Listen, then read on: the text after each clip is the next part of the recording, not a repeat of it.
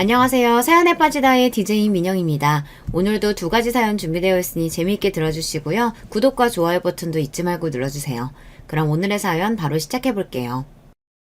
안녕하세요. 저는 글쓰는 40대 여자입니다. 아들은 이미 군대 다녀온 뒤 외국에서 취업했어요. 품 안의 자식도 제 갈 길을 가다 보니 그래서 그래 더 몰두하게 되었어요. 요즘 유행하는 웹소설 아시죠? 그걸 쓰고 있어요. 글 쓰는 직업은 외로움과 친해져야 해요. 혼자 앉아서 쓸 수밖에 없거든요. 외롭다는 말은 남편이 없거나 아내가 없어서 나온 말이 아닌 것 같아요. 옆에 누군가 있어도 외로울 때가 있잖아요. 이런 감정들이 나쁜 것만은 아니었어요. 저를 성숙하게 만드는 원동력이 될 수도 있더라고요. 이런 걸 어떻게 알았냐고요? 저에게 희노애락을 준 남편 때문이죠. 기쁜 감정이나 즐겁고 사랑스러운 것들보다 남편은 주로 화를 안겨준 존재였어요. 그놈의 바람, 욕도 아까울 정도로 더럽더라고요. 그런데 저는 시모가 더 미웠어요. 심지어 저한테 뭐라고 한 줄 아세요? 남편 바람 필 동안 뭐 했어? 너도 잘못한 거야. 그러니까 헤어져. 너처럼 집에서 가만히 있는 백수보다 을사며느리 나도 좀 보자. 이렇게 이야기했는데요. 아니 적반하장도 유분수죠. 게다가 집에서 놀다뇨. 저 이때까지 편안하게 자리에 누워본 적도 없는 사람이거든요. 제 편이 되지 않더라도 남편하고 한통속이 되어 저를 밀어내면 되나요? 그래도 시모 아플 때 병시중을 해준 며느리한테 그러면 안 되는 거잖아요. 은혜를 원수로 갚은 두 모자, 지금 속이 타들어갔을 거예요. 왜냐고요? 제가 요즘 잘 나가고 있거든요. 그래서 시원하게 갚아주고 나니 저도 이제 마음속에 화가 많이 가라앉고 있는데요. 그래도 여기다가 털어놓고 가고 싶어 찾아왔어요. 모쪼록 제 이야기를 좀 들어주시겠어요? 저는 나이 20살에 결혼했어요. 그래서 아들이 20대 후반인데요. 제 친구들은 아직 애들이 중학생이나 고등학생이라 이미 다 키워놓은 저를 부러워하더라고요. 하지만 결혼, 임신 등으로 제 청춘은 바람처럼 사라져 버렸어요. 물론 다 제 탓이죠. 하지만 왜 이렇게 억울한지 그래도 내색은 하지 않았어요. 아들이 있었으니까요. 하지만 남편의 불륜으로 저는 그대로 무너졌습니다. 20살, 생각만 해도 싱그럽지만 저는 잘못된 선택 하나로 망가져버렸어요. 나 어떻게 임신했어. 산부인과 가보니까 임신 18주래. 너무 무서워. 어떡해. 나 제대하려면 2달이나 남았는데 미치겠다 진짜. 군대라서 나가지도 못하고. 저는 수화기를 붙잡고 울고 남편은 군대 공중전화에서 서로 울부짖었어요. 하룻밤 실수했는데 말이에요. 대학교 1학년 새내기 시절 전 꿈이 많았습니다. 소설가도 되고 싶었고 광고 문구 작성하는 카피라이터도 되고 싶었고요. 정말 하고 싶은 것이 많았어요. 뱃속에 든 새 생명 덕에 모든 것이 사라졌죠. 애아빠가 바로 남편이었는데요. 남편은 오빠 친구로 군대 휴가 나와서 저를 만났어요.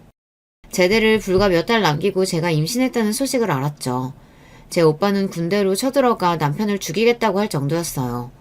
20살 여동생 신세를 망쳤다고 말이에요. 뭐? 나연아, 애아빠가 진짜 동원이가 맞아? 윤동원 그 새끼가 맞냐고! 가만히 안 둔다고 해? 진짜 내가 못 살겠다. 못 살겠어. 그래도 아기 생겼다니까 기분은 좋아. 오빠 너무 소리 지르지 마. 애기 놀래. 하지만 박수도 손발이 맞아야 칠 수 있듯이 저도 너무 겁이 없었어요. 부모님이 일찍 돌아가셔서 오빠랑 할머니랑 함께 살았는데요. 아마 정이 그리웠는지 아기 생겼다니 기분이 좋아졌어요. 철이 없어도 진짜 없는 거였죠. 할머니는 무조건 울기만 하셨어요. 본인이 잘못 키워서 그런 거라면서요. 그제야 저는 제가 저지른 일이 뭔지 알게 되었어요. 할머니 잘못했어. 그렇게 며칠 동안 울면 몸 상해요. 네가 지금 할머니 걱정할 때냐? 이제 1학년인데 1학기도 못 맞추고 자퇴하게 생겼는데. 야, 박동원, 어쩔 거야? 어쩔 거냐고. 책임질게. 같이 살면 되잖아. 내가 아무리 아무 생각 없이 그런 줄 알아? 나연이 좋아해. 제대 후 대학에 복학해야 하는 남편은 저와 결혼했습니다. 초반에는 시모가 결혼을 반대하는 바람에 제가 조금 힘들었어요. 배는 불러오는데 결혼이 안 된다고 난리를 치니 오빠랑 할머니가 찾아가기도 했어요. 안 돼! 부모도 없는데 덜컥 임신했다고 우리 아들 씨를 어떻게 증명할 거야? 네? 동원 오빠 아기 맞아요. 그때 술 먹고 모텔로 데려갔다니까요. 저 다른 남자 없어요. 내가 널 어떻게 믿어? 우리 아들이 얼마나 착한데 혼자 임신이라니. 제가 나와서 보여드릴게요. 오빠 아인지 아닌지. 그 대신 결혼 안 해요. 뭐? 결혼을 안 해? 얘가 왜 이래? 이랬다가 저랬다가? 우리 아들 애가 아닌 거지? 저 아줌마 싫어서 결혼 못하겠고 아이는 낳을 거라니까요? 아니, 애비 없는 아기 낳아서 어쩔 건데? 그게 내 새끼면 어쩌라고? 그러니까 오빠 아이라니까요. 왜 아니래요? 하도 열받아서 시모한테 제가 아이 낳아 보여주겠다고 했어요. 그리고 결혼 안 하고 애는 낳아 키운다고 했어요. 임신한 것이 자랑은 아니지만 제가 행실이 좋지 않아 그랬다고 몰아붙이는 건 아니잖아요. 그래서 결혼은 안 한다고 했지만 서러움이 복받쳐 올라오더라고요. 동원이 어머니 진짜 이럴 거예요? 한 동네 살면서 이게 무슨 짓이에요? 책임을 진다 했는데 왜 결혼을 막아요 막길? 애가 생기면 결혼해야지. 동원이가 자기 애라는데 왜 아니래요? 진짜 저 죽는 걸 보고 싶어요? 결국 동네가 발칵 뒤집혔어요. 오빠는 제대한 남편을 찾아가 주먹을 휘둘렀고요. 할머니는 시무의 마트에 찾아가 난리를 쳤어요. 제 인생을 망쳐놓고 책임도 안 진다고 말이에요. 누가 결혼 안 시킨대요? 나도 어이가 없으니까 그렇지. 이렇게 몰려오면 다 되는 거야? 나 남편 없다고 지금 무시해? 주변 사람들이 눈치 때문인지 결국 시모는 결혼식을 해줬어요. 남편에게 기대가 컸기에 며느리에 대한 욕심도 많았던 시모는 제가 성에 차지 않는 겁니다. 게다가 청산 과부로 살던 시모라서 아들에 대한 집착이 있었죠. 그렇다고 어린 며느리를 구박할 필요가 있었을까요? 물론 제 성격이 구박을 그대로 받아내지는 않았지만요. 그래도 아들이 태어났다고 시모가 좋아했는데요. 저는 성별이 뭐가 중요하냐며 목리를 부렸어요. 아이는 뱃속에 있을 때가 편하더라고요. 낳고 보니 낮과 밤이 바뀌어서 얼마나 힘들었는지 몰라요. 남편은 공부한답시고 늦게 들어오고 시모와 함께 사니 뭐라고 잔소리하기도 어려웠어요. 시모도 마트를 운영하기에 아이를 키우는 것은 오로지 제 몫이었는데요. 이럴 때는 친정 오빠보다는 할머니의 도움이 그리웠지만 제 뜻대로 되지 않았어요. 아들 돌잔치를 할 무렵에 할머니가 몸이 안 좋아져서 결국 요양원에 가셨거든요. 얼마나 슬프던지요. 아빠, 엄마가 사고로 돌아가시고 할머니가 저를 키웠거든요. 제가 임신이나 결혼을 하지 않았더라면 할머니를 모실 수 있었을 텐데요. 그 무렵 남편이 졸업하게 되었지만 취업이 쉽지 않았어요. 공무원 시험을 보겠다고 준비하기에 저는 결국 시모의 마트에서 일하게 되었습니다. 그러니 할머니를 만나러 요양원에 가는 일도 힘들었죠. 어머니, 할머니 뵙고 와도 돼요? 저번에 마트 세일이라 못 갔었잖아요. 요양사가 잘 모실 텐데 뭐가 그렇게 걱정되니? 네가 가면 나아지냐? 말씀을 그렇게 하세요. 저 갈 거니까 그렇게 아세요. 요양원에 가려고 해도 시모가 이렇게 눈치를 주니 어이가 없었어요. 애를 얻고 요양원에 가니 할머니가 자꾸 우셨어요. 그리고 몇 달 뒤에 돌아가셨는데요. 할머니 정말 죄송해요. 제가 자주 가보지도 못하고 이렇게 허망하게 가시다니. 저 진짜 잘 살게요. 할머니도 하늘에서 봐주세요. 진짜 잘 살 테니까. 저는 이를 악물었어요. 진짜 고아가 된 기분이었거든요. 할머니는 언제든지 지우 잘 키우라고 하셨거든요. 그래서 시모나 남편이 무심해도 참고 이겨내라고요. 저는 그 약속을 지키기 위해 열심히 살게 되었어요. 하지만 늘 외로웠어요. 유일한 혈육인 친정오빠는 지방으로 일을 다니기 시작해 제 주변에는 아무도 없었어요. 남편은 늘 공부한다, 아니면 친구를 만나야 한다, 취업 준비를 해야 한다, 이런 식으로 집에 잘 있질 않았죠. 게다가 마트 일은 쉽지 않았어요. 오전 9시부터 오후 9시까지 쉬지 않고 일했어요. 중간에 쉬는 시간은 있었지만 시모가 외출하는 날이면 제가 가게를 다 봐야 하거든요. 구멍가게는 아니었지만 직원은 저 혼자뿐이라 일을 다 해야 했거든요. 시모는 늘 저보고 투정을 부렸어요. 네가 우리 아들 인생 말아먹었잖아. 그러니 일하는 건 당연한 거지. 고마운 줄 알아. 집 주지, 생활비 주지. 그런 시모가 어딨니? 저 같은 며느리가 어딨어요. 마트 일 다 하잖아요. 어머니 혼자 했으면 허리 남아나질 않았어요. 시모는 그걸 받아줬다고 하는데 그럼 애 생겼는데 나 몰라라 할 건가요? 솔직히 술집에서 휴가 나온 남편과 만나게 된 날은 일이 이렇게 될 줄은 몰랐어요. 물론 남편도 제가 임신이 될지 모르고 그날 밤을 보냈겠죠. 그래서 결혼하기 전에 어색하고 서먹하기만 했어요. 남편도 적응이 필요한지 아이가 5살이 되기 전까지 겉도는 느낌이었어요. 하지만 그 후에는 우리는 나름 정도 생기고 서로를 아껴주기도 했는데요. 결국 고시를 포기하고 평범한 물류회사에 취업했어요. 아이가 10살이 될 때까지 남편은 꽤 성실했어요. 저한테 부채감도 있었고요. 하룻밤 불장난으로 시작한 사이지만 돈독하게 지냈습니다. 어머니, 그동안 10년 저축하면서 돈 모았어요. 이제 집 나가고 싶어요. 제가 마트에서 일한 월급과 남편 월급을 모아 적금을 들었거든요. 시모는 월급도 많이 주지 않았어요. 남들 200만 원 받는 것을 저한테는 100만 원밖에 안 줬거든요.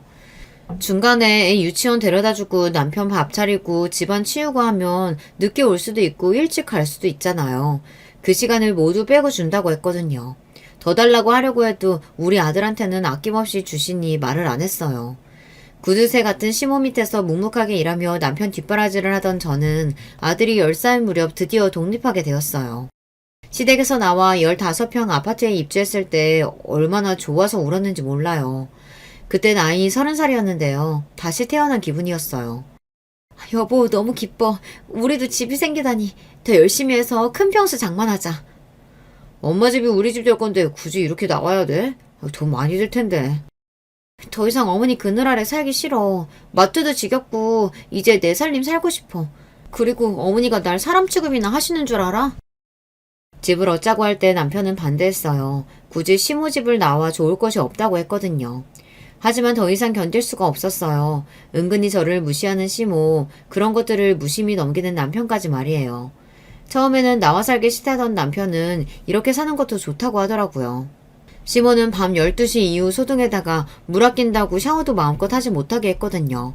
그런데 우리끼리 사니 밤에 영화도 볼 수 있고 샤워도 뭐든 마음대로 할 수 있었으니까요. 하지만 아파트에서 10분 거리에 시모의 마트가 있었기에 완벽한 독립은 아니었죠. 독립한 건 좋은데 왜 마트에 나오질 않니? 나 혼자 하라고? 마트도 안 가요. 월급도 너무 적고 지우도 컸으니까 저도 제 시간 좀 가져보려고요. 예! 내가 돈 안 줬으면 지금 집도 못 장만한 애가 살 소리니? 네가 우리 집 처음 올 때 뭘 가져왔냐? 몸뚱이 하나 탈랑 들고 와놓고서는? 우리 아들 데리고 왔잖아요. 어머니 막말 좀 그만하세요. 저는 더 이상 마트에 나가지 않았어요. 몸뚱이 하나 달랑 가지고 왔다 이런 말도 더 이상 듣기 싫었거든요.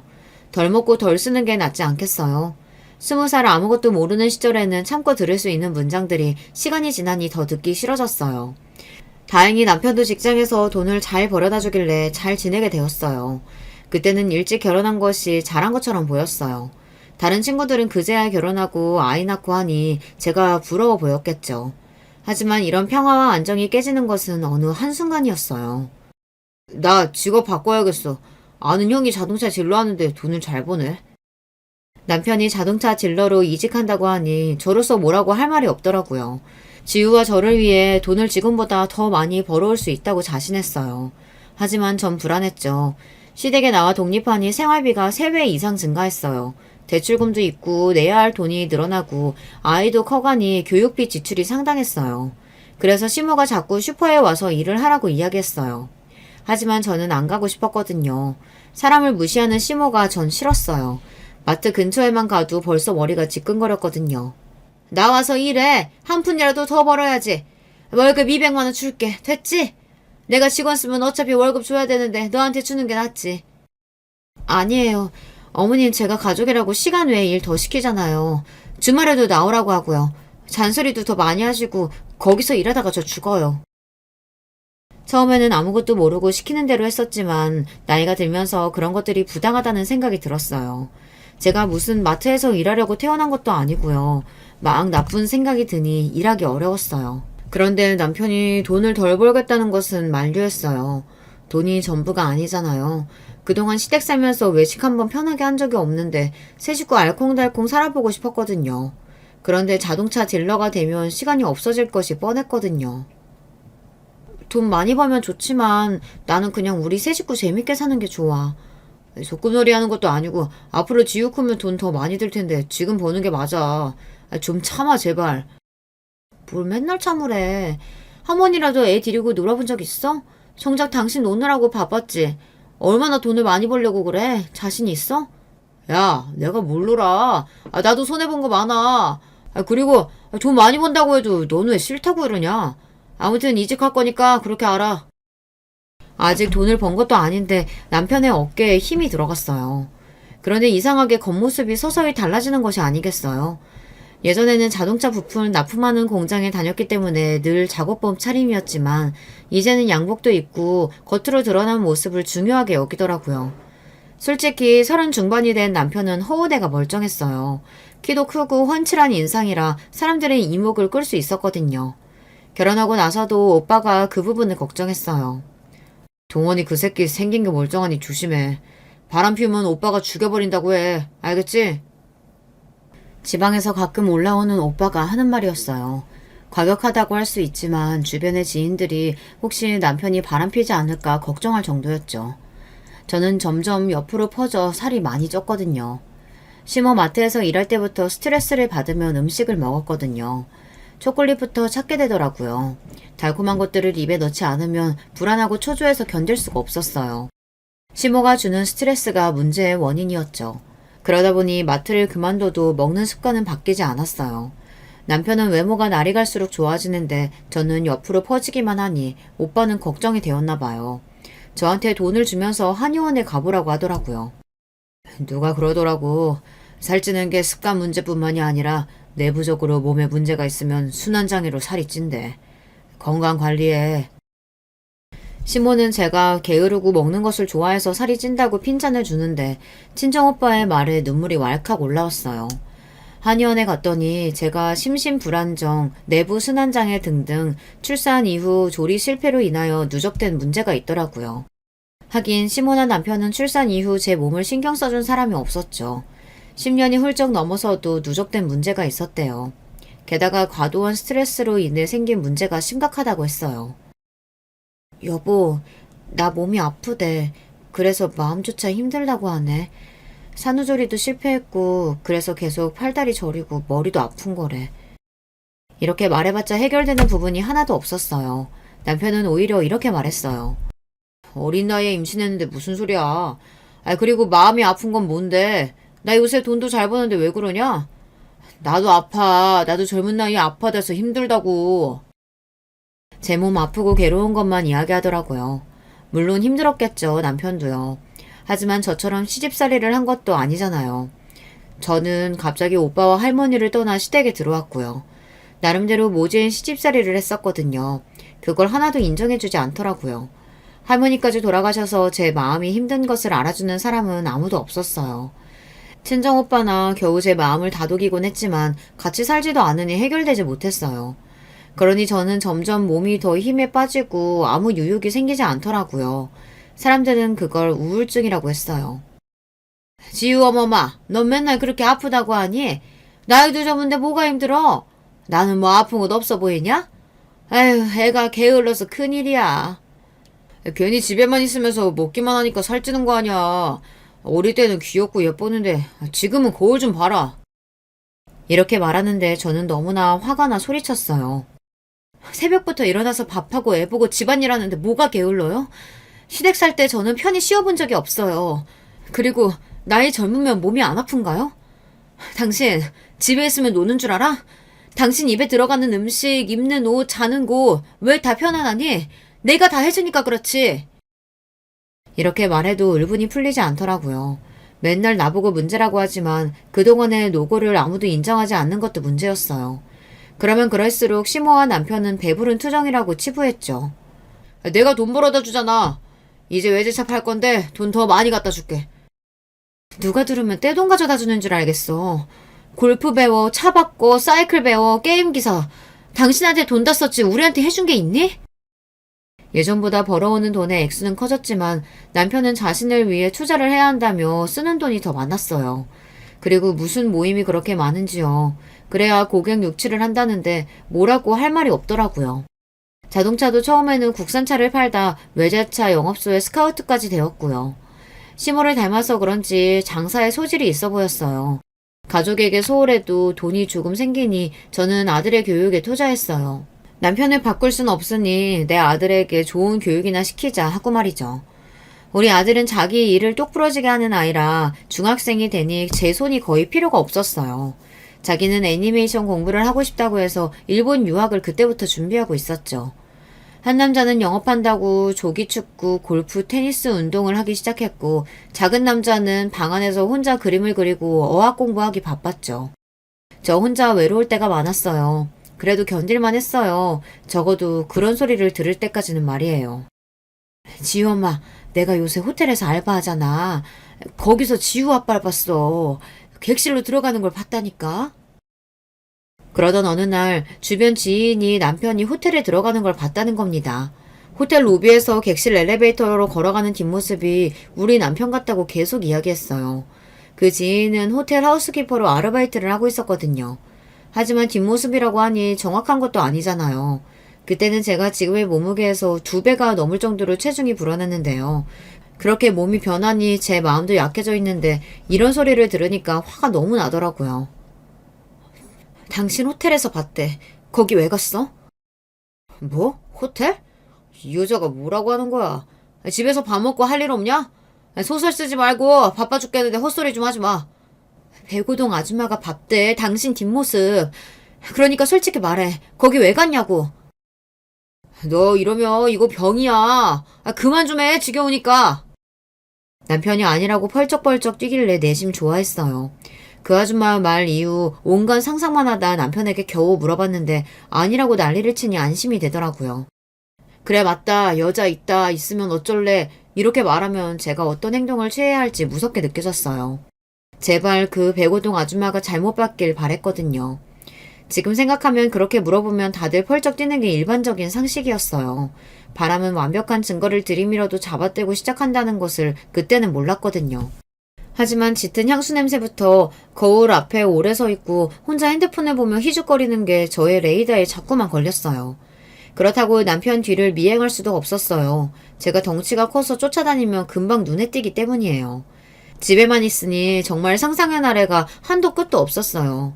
꿈을 꿔도 남편이 바람난 꿈이었죠. 그러다 남편을 봤다는 그 호텔 밖을 서성였어요. 남편이 그 호텔에서 다시 나타날 일도 없는데 말이에요. 그렇게 저는 집에서 혼자 이런저런 상상을 하다 스트레스를 받으니 폭식이 늘어났어요. 시모는 그런 모습을 보고 저를 많이 비하했어요. 세상에 너처럼 팔자 좋은 애는 없을 거다. 그러니 살이 피둥피둥 오르지? 먹고 자고. 그러지 말고 우리 마트 나와. 그러면 살이 쭉쭉 빠지지. 걱정하지 마세요. 제가 알아서 할 테니 어머니 신경 쓰지 마세요. 저희가 알아서 할게요.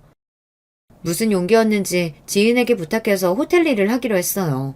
시모 마트에서만 일을 했으니 다른 곳에서는 해본 적이 없었거든요. 저기 지민 엄마, 나도 그 호텔에서 일할 수 있을까?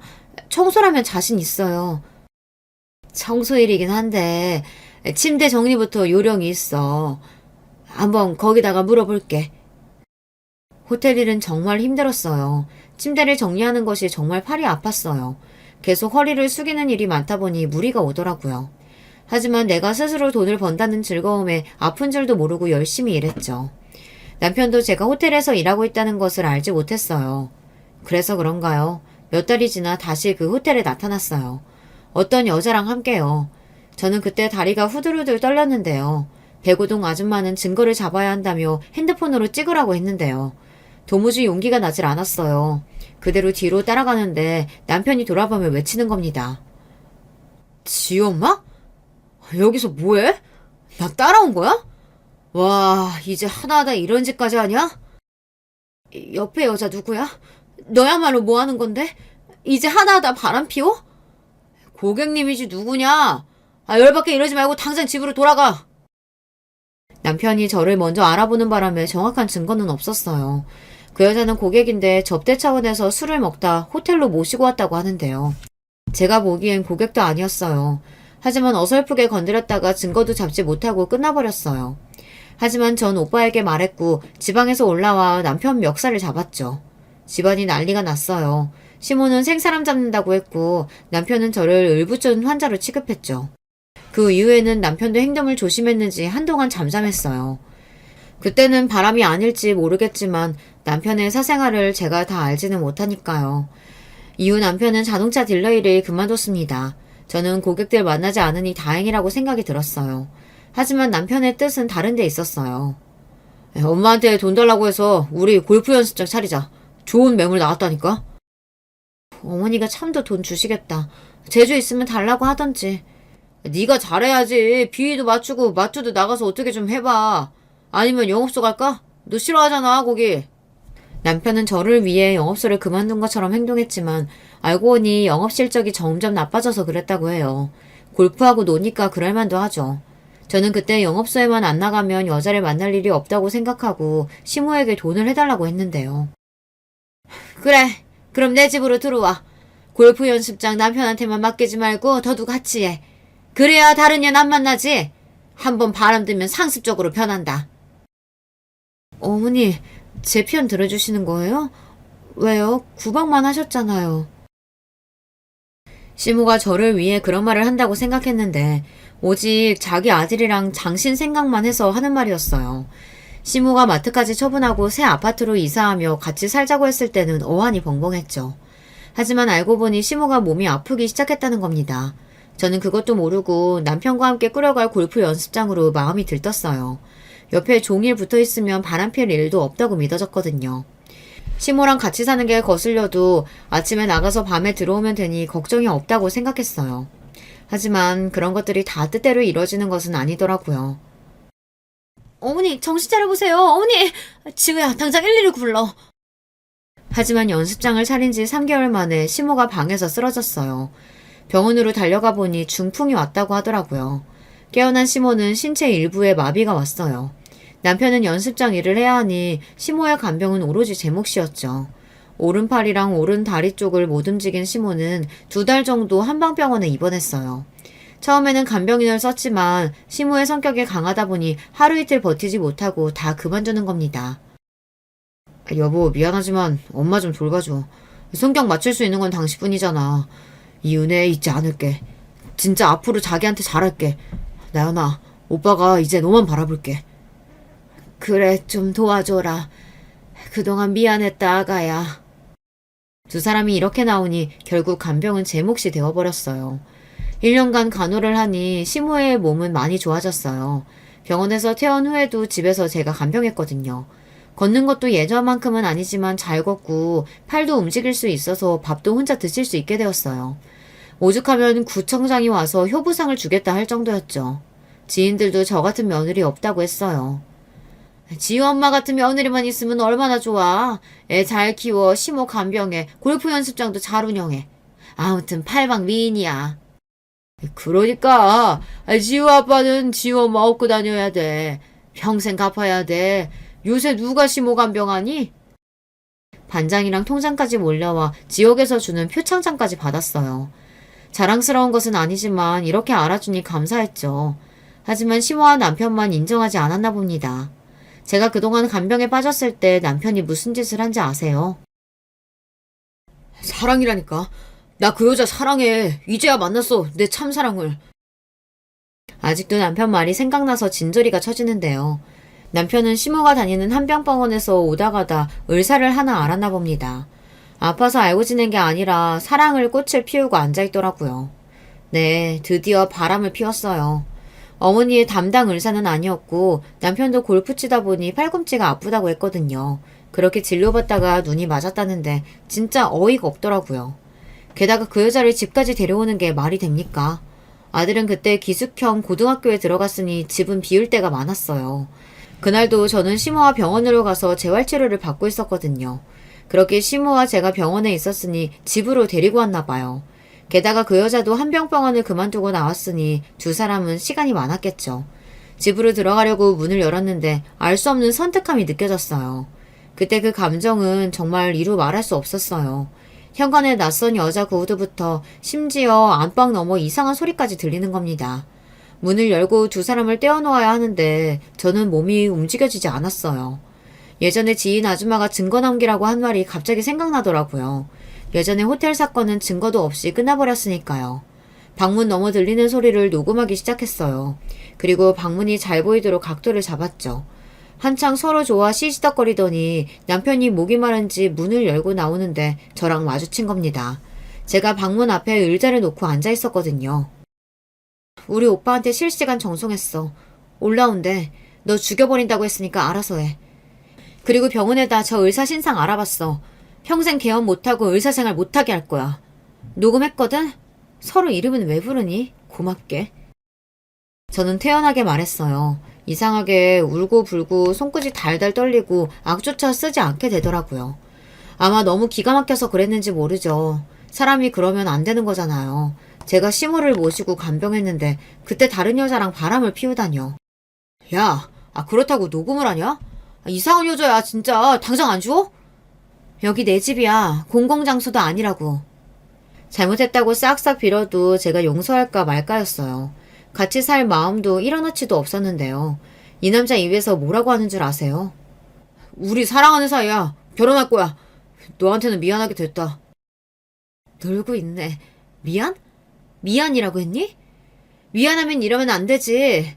바람도 정도가 있고 상도가 있는 거야. 안방에서 이러는 게 말이 돼? 나 너희 엄마 간병하고 왔어.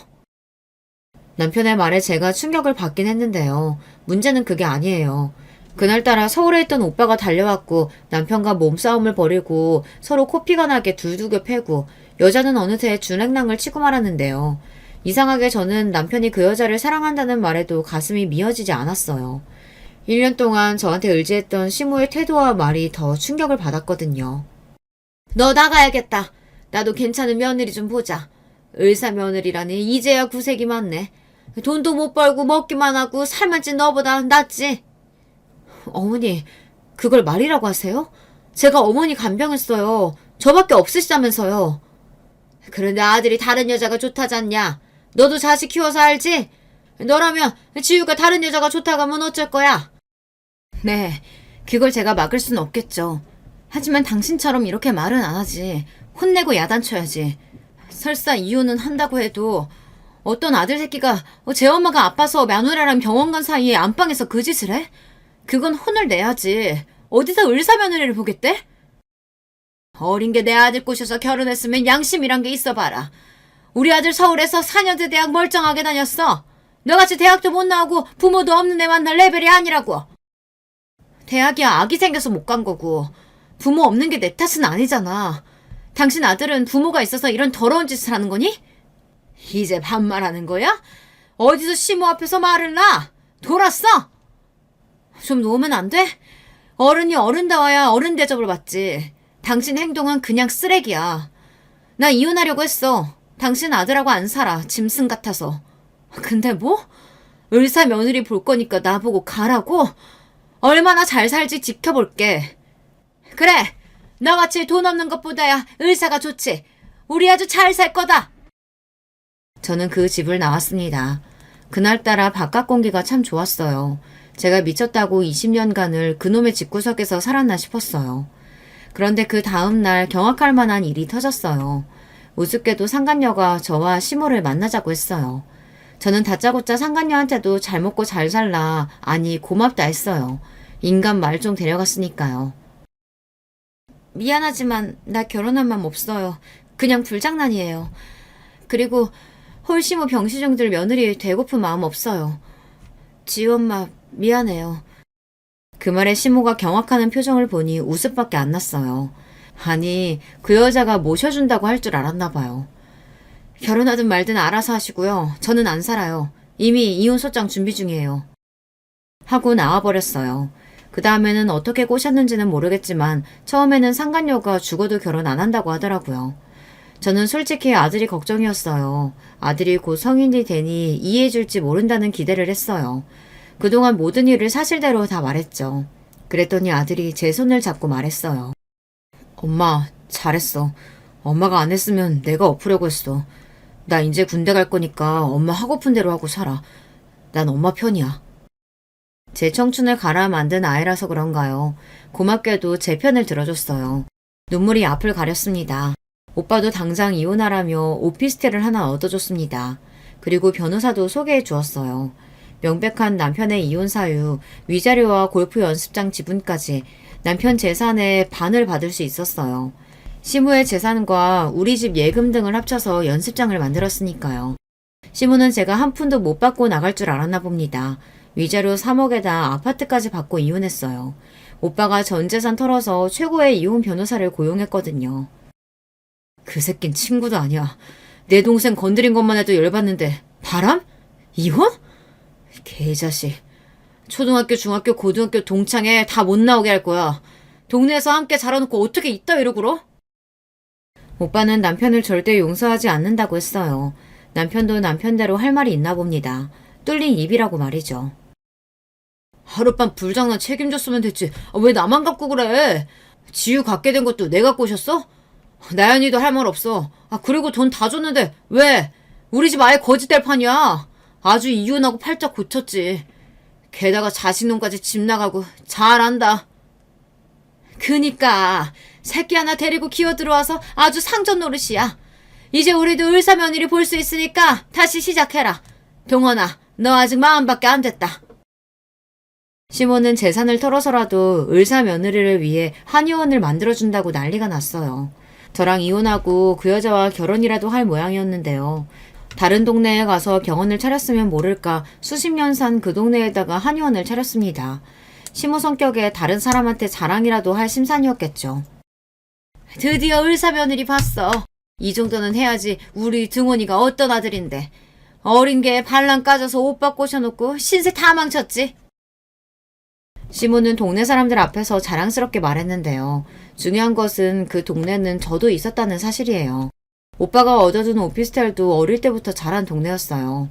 앞서서 이야기했듯이 이 동네는 저랑 오빠도 나고 자란 곳이에요. 동네 문방구 아줌마부터 약국, 목욕탕, 세탁소 등등 모두 다 저를 알고 있었거든요. 물론 시모도 40년간 그 자리에서 마트를 운영했었고요. 중요한 것은 인심이 시모 편이 아니라는 겁니다. 평소에도 심술궂고 돈 좀 있다고 거들먹거렸어요. 하지만 저는 그렇지 않았거든요. 착한 나연이네 집 하면 동네 사람들이 다 알고 있었거든요. 한의원을 개업했지만 사람들이 한마디씩 했어요. 불륜 한의원이라고요. 또 시모한테도 욕을 했습니다. 간병을 그렇게 한 며느리를 내쫓았다고요. 남편은 말할 것도 없고요. 그러나 남편과 바람이 난 한의사는 이혼녀였고 먼저 한의원을 차려야 결혼하겠다고 했대요. 저놈의 한의원 아주 보기만 해도 불쾌해. 불륜 한의원이잖아. 맞아. 저길 누가 가. 재수없게. 여기요 다 조강지처럼 사는데 감히 불륜녀 주제에 어딜 기어들어와서 한의원을 차려? 마트 할머니도 미쳤지. 지 엄마 내쫓고 두 다리 뻗고 잠이 오나? 마트에서 일해 집에서 일해 간병까지 했는데 내가 지우 엄마면 여기 불 질러버릴 거야. 하지만 전 그쪽으로 돌아눕지도 않았습니다. 이혼했는데 이미 끝인데 굳이 간섭하고 싶지 않았어요. 마음은 그만큼 차갑게 돌아섰거든요. 오히려 안 보니까 너무 편하더라고요. 제가 처음 생각한 대로 결혼 안 하고 지우만 기르는 것도 나쁘지 않았을 거예요. 저는 인터넷으로 학위를 딸 수 있는 대학에 입학했어요. 문예 창작과. 이름만 들어도 설렜습니다. 아들은 군대에서 잘 지낸다고 이야기를 해주니 안심이 되었어요.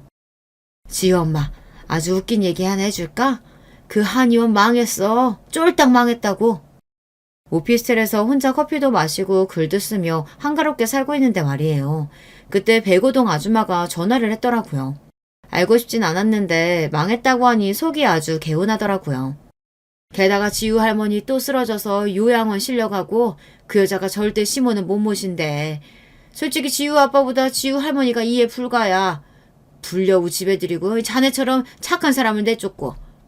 하긴 지우 아빠도 벌 받긴 했지. 그 여자 또 바람났대. 이번에는 지우 아빠 지인을 하던데? 그 당시 제가 소설을 쓰고 있었는데 현실이 스토리를 압도하더라고요. 그 소식은 오빠가 자세하게 알려줬어요. 남편이 예전에 자동차 딜러로 있을 때 함께 일한 남자 동료였는데 주식으로 재미를 봤나 봐요. 갑자기 건물주가 되어 나타났대요. 그러니 그 한의사가 남자를 갈아탔나 봅니다. 남편이랑 결혼을 취소하고 그 남자랑 해외로 가서 결혼했대요. 세 사람이 가끔 골프를 하고 어울렸나 봐요. 하긴 저도 남편보다 6살이나 어리고 돈 많은 남자랑 결혼할 텐데요. 남편은 죽겠다고 약 먹고 시모는 쓰러지고 아주 쑥대밭이 되어 있다고 해요. 오빠는 그놈이 여자 좋아하더니 여자로 망조가 들었다고 욕을 하더라고요. 저는 그러거나 말거나 아무 감정이 생기지 않았어요. 그럴 줄 알았어. 의사 부인 좋다더니 잘 됐네. 그리고 이제 그 집안 이야기 알려주지도 마. 듣기도 싫어. 우리 지우도 관심 없대. 아참, 지우 이제 일본에 가서 공부하기로 했어. 저는 아들에게 위자료 중 절반을 주었어요. 왜냐고요? 못난 부모 밑에서 태어나 별거를 다 봤으니까요. 아들은 눈물 흘리며 공부 많이 해서 돌아온다고 했어요. 저는 그저 네가 하고픈 일 행복하게 하라고 했죠. 저는 소설 중에 웹소설을 좋아했어요. 남편과 결혼 생활 중에도 로맨스 소설을 읽으며 마음의 위로를 받았거든요. 그렇게 읽다 보니 쓰게 되더라고요. 웹소설은 무료 연재하는 곳이 있거든요. 부끄럽지만 써서 올리니 출판사에서 연락이 왔어요. 전자책을 만들어준다는 겁니다. 그렇게 만든 이야기들이 돈을 벌어줬어요. 처음에는 치킨감이나 벌 목적이었는데 이제는 소형차 정도는 살 금액으로 커졌습니다. 몇 년이 더 지나자 히트작이 나왔고요. 물론 이런 과정까지 저는 디스크도 생겨 고생도 했고요. 탈모나 위장장애까지 겪게 되었어요. 그래도 내 돈으로 돈을 버니 정말 기뻤습니다. 글 쓰는 게 앉아서 편해 보여도 정말 힘들어요. 아침에 일어나 저녁잠이 들기까지 글만 써야 하거든요. 그래도 마음이 좋았어요. 제가 살아있는 것처럼 느껴졌고요. 아들도 많이 배워왔는지 거기서 취업했다고 합니다.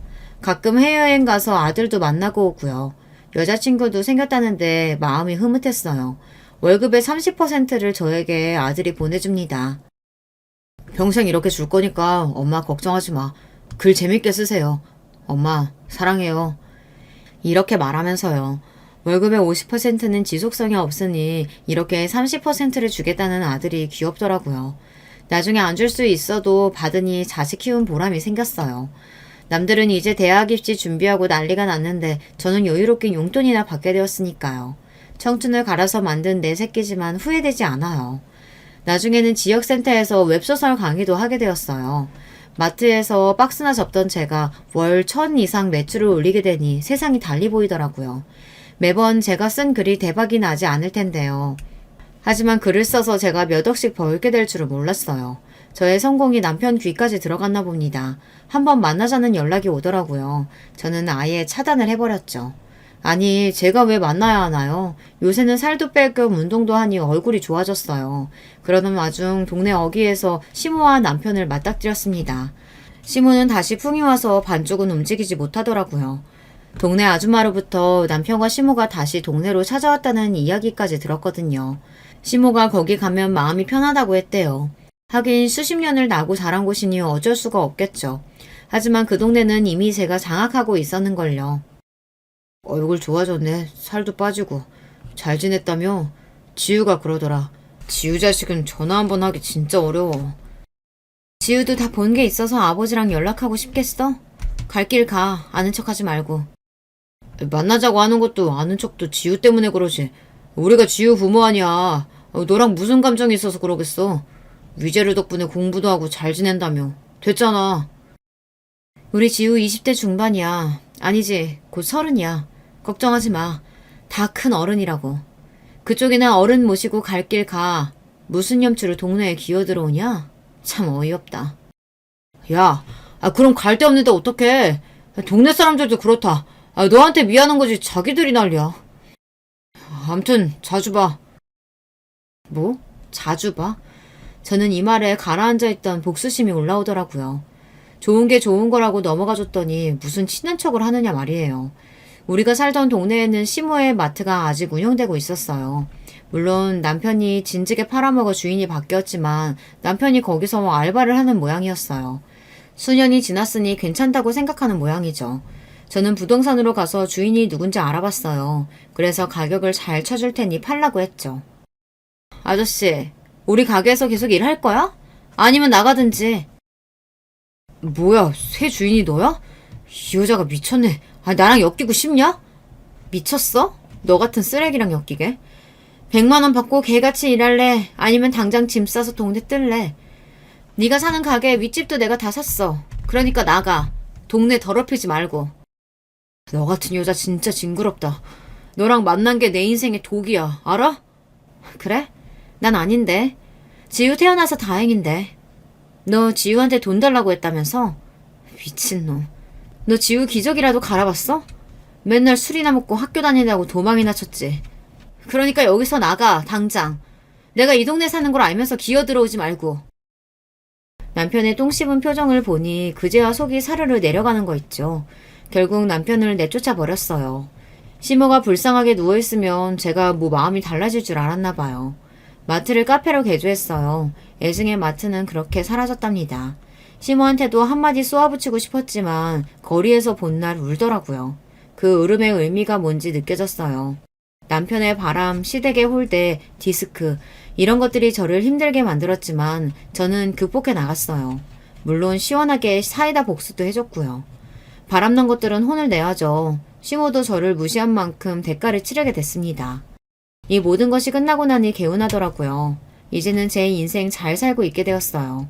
역시 사람 일은 모르는 겁니다. 20살 저를 불안하게 했던 아기는 잘 자라 어른이 되었고요. 마트에서 고생하던 저는 작가가 되었거든요. 어떤 결과든 알에서 껍데기를 깨고 나와야 하는 것만 같아요. 제가 남편 바람났다고 비관하고 괴로워만 했다면 얻을 수 없는 결과이니까요. 역시 나에게 고통이 되는 것은 진작 버리는 게 좋다는 걸 다시 한번 알게 되었어요. 지금까지 제 이야기 들어주셔서 감사합니다. 안녕하세요. 저는 서울 사는 40대 여자입니다. 얼마 전에 무려 시댁과 친정 사이에 큰일이 생겨서 제보하게 되었습니다. 매번 사연을 재밌게 듣기만 하다가 이렇게 제 사연으로 제보하게 되어 감회가 새로워요. 약간 떨리기도 하지만 용기를 가지고 제보했으니 재밌게 들어주세요. 그럼 바로 시작하겠습니다. 요즘은 남아 선호 사상이 아니고 오히려 딸을 선호한다고 하죠. 그런데 제 나이가 40대이기도 하고 몇십 년 전만 해도 아들을 훨씬 선호하는 경우가 많았습니다. 우리 시어머니만 하더라도 완전히 아들밖에 모르는 분이거든요. 저는 우리 시어머니를 떠오르기만 해도 남편에게 아들이라고 부르는 목소리가 들릴 정도랍니다. 워낙 대한민국에서 유구한 사회 현상이라 이런 분위기 속에서 자란 여자들이 참 많을 거예요. 하지만 정말 다행히도 우리 친정은 남아선호 사상의 분위기가 전혀 아니었습니다. 왜냐하면 저는 부모님이 이미 오빠들을 2명이나 낳고 난 뒤에 나온 막내딸이었거든요. 우리 예쁜 딸 생일 축하해. 엄마한테 태어나줘서 고마워. 엄마가 너를 가지려고 얼마나 노력했는지 알아? 건강하기만 하면 바랄 게 전혀 없었는데 엄마를 따라 음악까지 전공하고 기특해. 엄마는 너 없으면 죽은 목숨이야. 우리 딸 너무 사랑해. 특히 우리 엄마는 같은 성별인 저를 아주 예뻐하세요. 자랄 때도 그랬지만 지금도 엄마가 가장 좋아하는 자식은 바로 저랍니다. 이것은 가족 모두가 아는 사실이에요. 게다가 우리 엄마는 음악을 전공했는데 제가 엄마를 따라 음악 전공이라 더 저를 아끼시는 편이랍니다. 이게 오늘 사연의 핵심이니까 꼭 기억해 주세요. 아무튼 엄마를 포함한 나머지 가족들, 아빠와 오빠들도 저를 아주 금지옥엽, 애지중지 키우셨어요. 오빠들하고 나이 차이가 꽤 나는 편이라 자라면서 다른 남매들처럼 싸우거나 한 적도 없습니다. 그저 예쁨만 받고 자랐어요. 그러니 이런 상황에서 제가 결혼하겠다고 남편을 데려왔을 때는 당연히 반응이 좋지 않았습니다. 뭐라고? 차라리 저번에 만난 놈이랑 결혼하는 게 낫겠어. 4년제도 아니고 전무대 나온 놈이랑 결혼한다고? 대기업에 다니면 다야? 부모가 뭐 대단한 것도 아니잖아. 동네에서 그냥 엄마 혼자 식당 작게 한다며. 나는 저런 집의 자식한테는 우리 딸 못 보내. 지선아, 엄마 기절할 것 같아. 우리 딸이 지금 저런 놈이랑 결혼한다고 생각하니까 눈물이 나와. 결혼 안 하면 안 되겠어? 곱게 키웠더니 이게 무슨 일이야. 내 새끼 아까워서 어떡해. 안 그래도 몸도 안 좋은데 저런 집에 보내면 내 딸 단명해. 남편과 저는 아주 우연히 친구의 생일 파티에서 만났어요. 처음 봤을 때는 그렇게 관심이 가지 않았는데 만나서 대화할수록 저랑 가치관도 비슷해서 끌렸습니다. 무엇보다 다정하고 사람이 한결같았거든요. 사실 이제껏 만난 남자친구들은 제 집안 배경이나 제가 가진 것에 더 집중했다면 남편은 저를 있는 그대로 사랑해주는 사람이었어요. 그런 점에서 반해서 결혼한다고 말했더니 부모님은 아주 심하게 반대했습니다. 지선아, 오빠가 새언니랑 좋은 사람 찾아볼게. 그러니까 다른 사람도 만나봐. 이게 네가 지금 어려서 모르나 본데 결혼은 사랑만으로 하는 게 아니야. 결혼 생활에서 경제적인 요소가 얼마나 중요한지 알아? 우리 집이 잘 사는데 그게 뭐가 걱정이야? 그건 양쪽이 다 여유가 없을 때 문제가 되는 거잖아. 우리 부부한테는 해당 사항이 없을걸? 그리고 내가 좋아하는 사람이라는데 왜 이렇게 반대하는 거야? 언제는 내가 하고 싶은 거 다 하고 살라며? 결혼은 애들 장난도 아니고 가족들이 반대하는 거면 당연히 이유가 있겠지.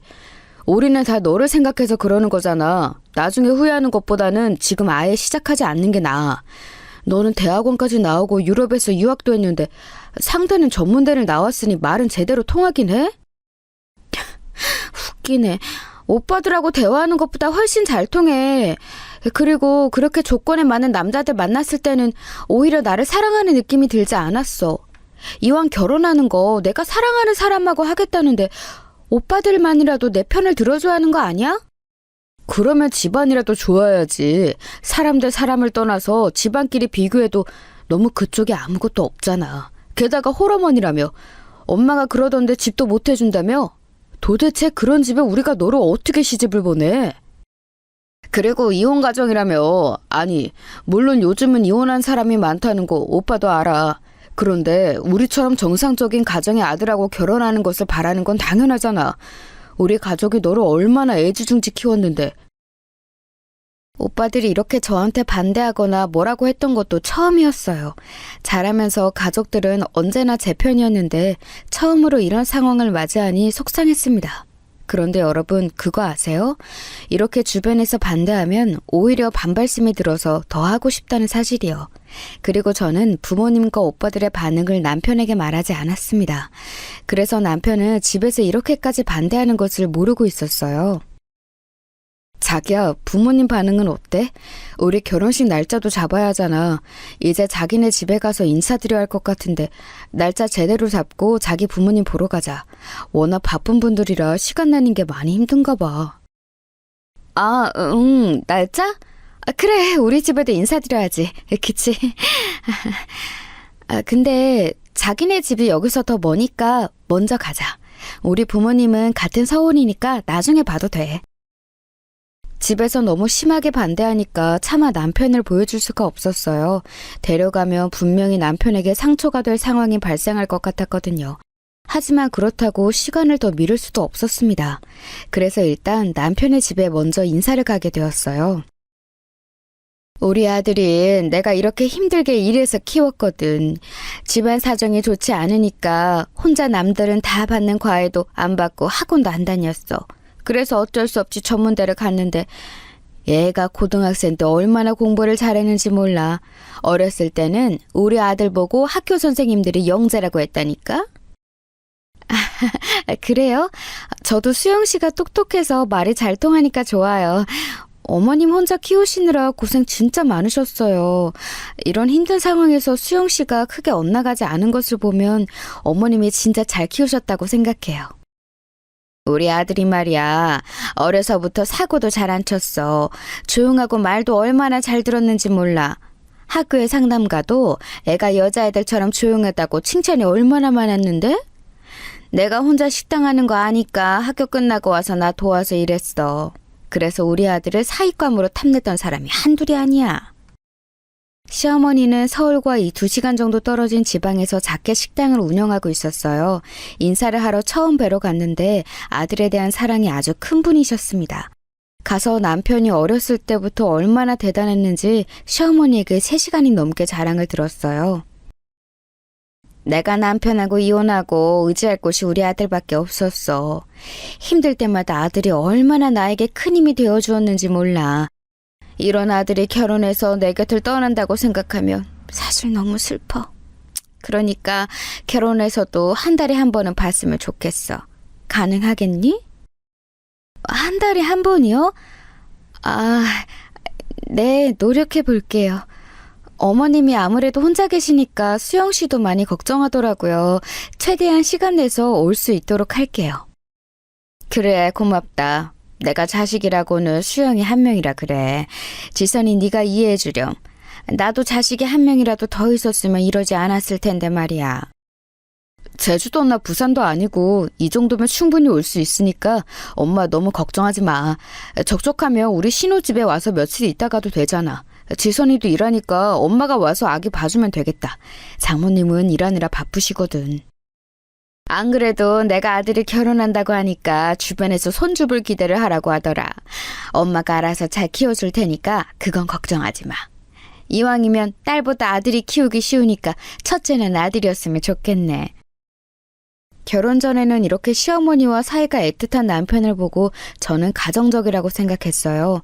시어머니를 잘 챙기는 것을 보며 저와 결혼해서 아내와 자식한테도 잘하겠다고 생각했죠. 가정적인 사람을 남편으로 두고 싶었던 마음은 누구나 가지고 있는 거잖아요. 이렇게 시댁에 인사를 마치고 저는 드디어 남편을 우리 친정으로 데려갔습니다. 그 전에 친정에 저는 무조건 남편과 결혼하겠다고 당당하게 밝힌 다음이었죠. 당연히 부모님과 오빠들의 반대가 심했지만 저도 고집이 상당해서 막무가내로 이어갔습니다. 우리 딸이 몸이 약한 편이라 그게 제일 걱정이네.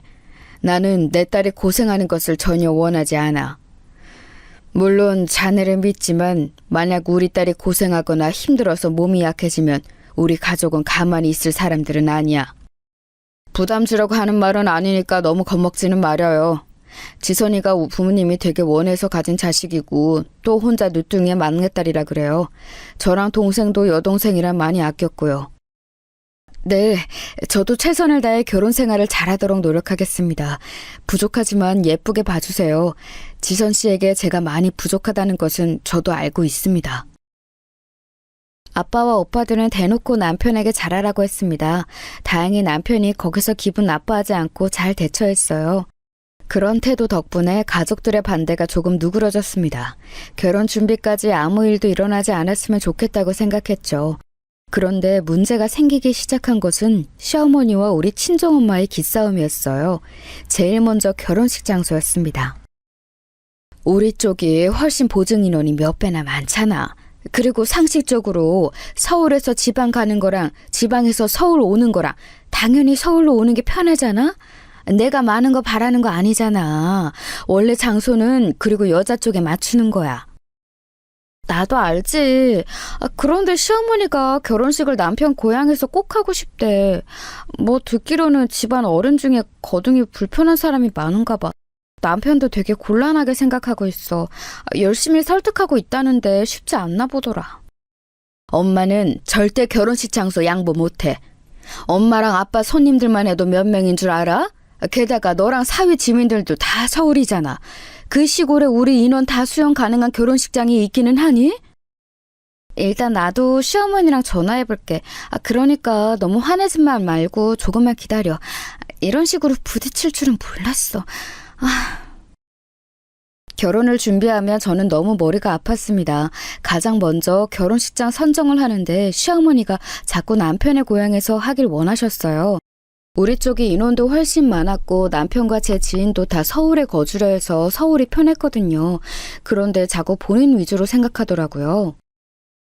내가 겨우 설득하긴 했는데 엄마는 본인이 무시당하고 있다고 생각하나 봐. 아무래도 서울에서 하면 멀어서 오는 사람이 적잖아. 그래도 내가 버스도 구하고 엄마 지인들 많이 참석할 수 있게 노력한다고 했어. 워낙 아버지랑 이혼하고 힘들게 살아서 나한테 많이 의지하거든. 어머님 말씀이 무슨 말인지는 나도 알아. 한 명이라도 더 참석시켜서 많아 보이게 하고 싶으셨겠지.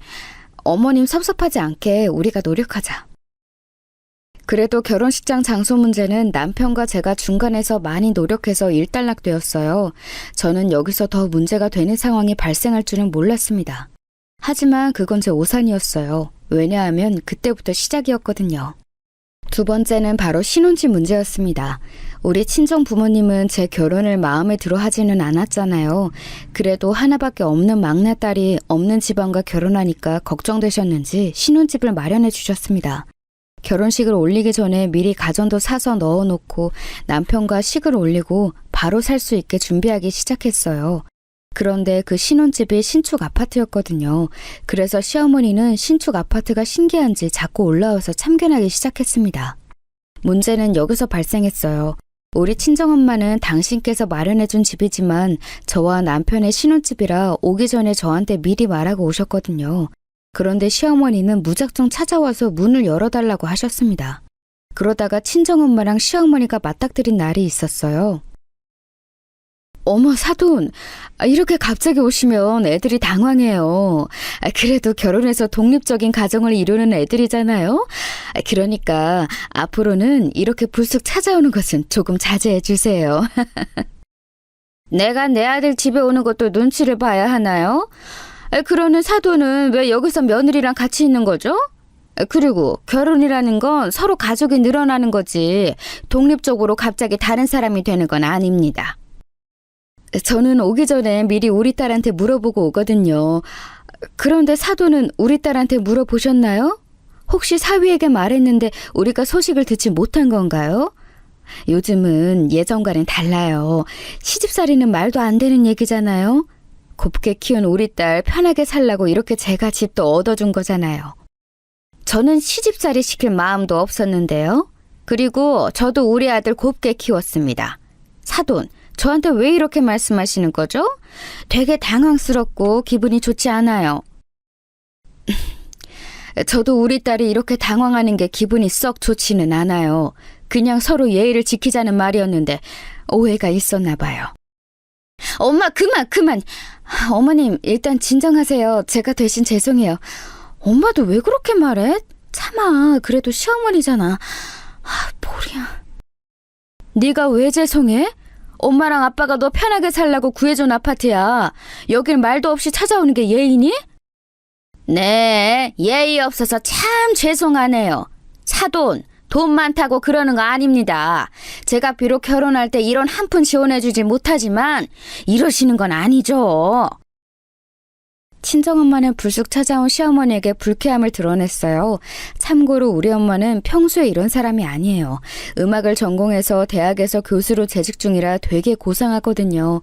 그런데 워낙 제가 엄마의 사랑을 독차지하고 커서 저한테 애정이 깊으셨어요.